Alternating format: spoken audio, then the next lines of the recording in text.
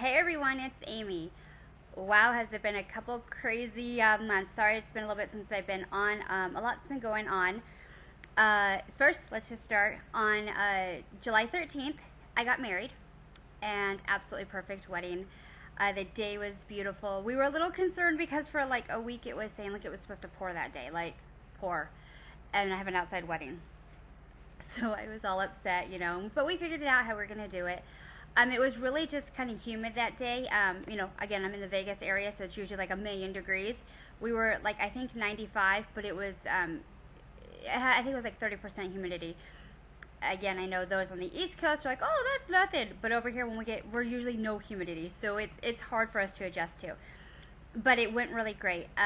With my, when we were going down for the actual ceremony, we had the wedding party dance down to Party Rock Anthem. So instead of the traditional, wedding march, they danced down. And I have just great friends to be able to do that. So they danced down, and then my dad and my son walked me down to Journey's version of the bridal march.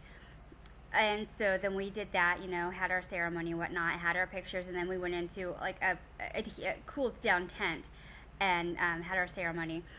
For our first dance, we had 7 songs meshed together and did like a variety. We had like some hip hop, we had some country, we had some oldies. So we like started out with the slow dance of 1,000 Years, and then we went to the song Shots by LMAFO, and we're like shots, and then we went to the song Tequila Makes Her Clothes Fall Off, which is country. And then so we danced to that, and then all of a sudden that song by Shaggy, it's called Angel. There's like this part in there that he's just kind of talking. So my husband was singing that to me. And then we went into Justin Bieber's As Long As You Love Me. We did an actual part from that Justin does the dance, and we did that to a small section. And again, it was really small sections from each song. And then we went into Dilemma's. He goes, I love you, I need you. And then where it says Nelly, we just paused it, and then it says, even when I'm with mine, it says boo. We took it out, and I said crew, because obviously I'm not with another guy thinking of my husband. And then we went into the Crystals, and then He Kisses Me. And then we went into Blake Shelton's God Gave Me You, which we did like this really cool 2-step, like, turning and promenade and all that good stuff. And then we ended back at 1,000 Years. My husband, I love him, and he says that he is not a dancer, but for 2 full months, every night for at least an hour, we practiced this dance, and it just turned out perfect.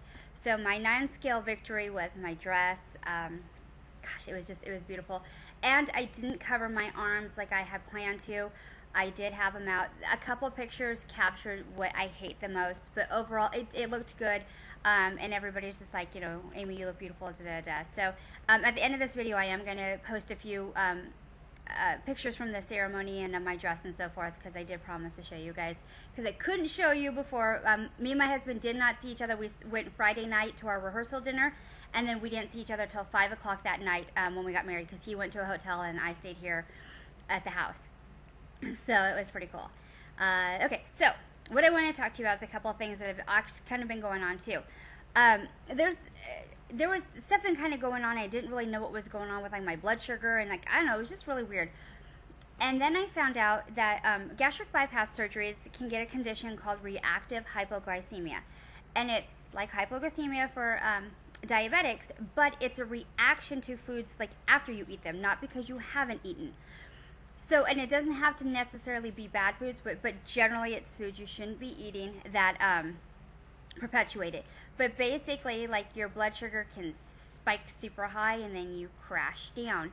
And with this situation, for me, like when my blood sugar is crashing, I start feeling lightheaded, I start feeling dizzy, and depending on how low my blood sugar gets, I feel like I may pass out. I get irritable. Sometimes I can't drive, I can't think, and it got really bad. So initially, when I talked to my primary care doctor, he just said that I had hypoglycemia. He told me, keep candy on you. I said I didn't lose all this weight to keep candy in my purse. And then he told me about glucose tablets, and I have those. Well, then I started talking more in the community, and then I talked to my surgeon, found out I have reactive hypoglycemia. And so we'll just take an instance, and this is for something I shouldn't have eaten, but generally it would have never happened. I went to a movie, and I had gotten some lemon heads, and I ate a few and whatnot. My blood sugar spiked to 190, and then within a half hour, it dropped to 42. Well, one, that's a dramatic drop no matter who you are or what you're doing. It got to the point as I was dropping, I had to pull over because I couldn't drive because I seriously thought that I was just going to pass out. With bypass patients, like if you were diabetic, you'd give them like a candy or something to get it back up. With bypass patients, you don't, because it just makes the situation worse. Yes, it comes up, but then they crash again, and so you're back this cycle. So I needed to get some juice and then some type of protein. I happened to have some peanut butter crackers on me, so I had that for the peanut butter, a carb, and then the juice helped to get me up, and then I stabilized out. I didn't happen to have any glucose tablets on me at that time, but I do now carry a blood sugar meter because to find out like what foods, because it's not always, now that happened to be a food that I shouldn't be eating day, but it's not always necessarily that. I have eaten other things, like some things like I eat normally, just not bad foods, and it can do it. So I really have to keep an eye, but this way I can monitor what's going on and everything. So that is one thing that happens with bypass patients. It's called reactive hypoglycemia. Okay, another thing, and I've been kind of quiet on this because I wanted to give you details beyond just I don't know. I had my scope down to, like, as my surgeon says, the 60,000 mile tune-up to see how everything is going. So I had the upper scope. They looked at my bypass to see what was happening, so on and so forth. We found out that I had a dilation. The dilation is where my pouch and my small intestine meet, the new bypassed area. At that actual site, it's dilated, which means that the food is not being able to stay in as long as it needs to, and it's allowing me to get more food in, so it's going out. Now my pouch is not dilated. My pouch is the size it needs to be, and that's fine. It's the actual opening. So as my doctor says, the back door is open, letting it go. Why this is an issue? It causes weight gain. This is one of the main reasons that bypass patients gain their weight back. Whether I'm eating crappily or good, I've been gaining weight. I'm about 15 pounds up. And, I have been on a good, stringent diet. I've been exercising because, like I said, I had my wedding. I was, I wanted to fit in that dress. I told you guys. It doesn't matter. I'm to a point that I can sometimes eat 2 chicken breasts. And that was the final point to my doctor, like, let's check to see what's going on. And I'm like, I feel hungry, like, a lot. Like I said, I'll eat and then I can feel hungry right away again. I said, and I said, it's not snacking. I said, I'm actually hungry. Like, I could eat another meal. This is what we found out. So anyways, I had 3 options. Leave it alone. Not an option because I'm gaining weight, and it scares me to death to go back. Sorry if I'm talking fast. 2, go back and kind of re-bypass it like it was. He says it's such a risky surgery because there's so many complications since I've already rerouted everything inside.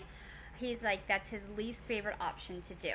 Or 3, put a band, like the lap band, around it so that they can, he has more control over the dilation, like how open it is and so forth. So I'm choosing to do, it's called a band over bypass, and that's what I'm choosing to do. So on September 26th, I'm going to have that done. So I'm going to be a bypass and a band patient. I'm not 100% a band patient or a fan, and if you've had it, please, I'm not knocking it. It's just a personal choice for me, which is why I never went with it.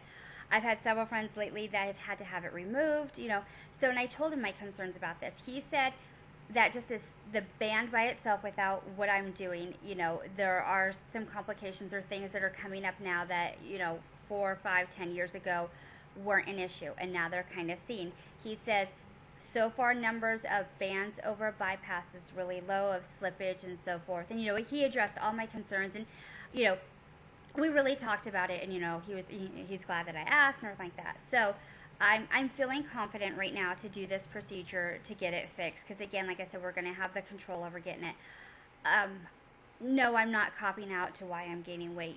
I've told you sometimes, I have eaten crappily and I needed to get on track, but it's the fact that I'm hungry sooner than I should be. And it's because the food's not being able to stay. And that, it's just even generally, like, if there's no food, you're going to feel hungry, that sensation goes off, and that's what's happening with me. So I need to get that taken care of, because the thought of even going up 50 pounds, I'm not even going to the extent of where I was. Just, it scares me. I don't want to do that. I don't want to put my life, my health, anything through that. I want to be where I am. I've worked hard to get here, so I'm going to do what I need to. I was afraid my insurance wasn't going to cover it, because when I first started hearing, I talked to some people in the weight loss community, and I heard horror stories like, so-and-so gained 100 pounds, or they gained all their weight back, and the insurance wouldn't cover it because they messed it up, just whatever. And I'm like, 15 pounds? Oh, she gained 100 and barely got it because, they said it wasn't whatever. And so I was freaking out, like, how am I gonna do this? Da, da, da. But because mine is basically a defect, so to speak, in my surgery, it's to fix what had happened. It's nothing. And he said it was nothing I did, because your pouch is the right size. He goes, they do not know why some people have it and some people don't. And the opposite, some people it goes really tight, and they have to actually open it up because, they can't get the food through. So, people that are considering, this is something that could happen. I didn't know this, and maybe I was told at one time and it went through my head. I don't know. My surgery was 4 years ago. A lot has happened in 4 years. But it's not something that I hear a lot about through the community. So I wanted to bring it to attention. These are a couple of things that can happen. But again, I'm okay with my surgery. I still support the surgery I had. I still, I'm glad that I did it. Again, few little tweaks, no big deal. It'll happen. We'll get this fixed, and, I'll be good. But I wanted to share. I'm going to put a couple of my photos from my wedding up for you guys to see. And thank you all. If you have any questions, leave me comments.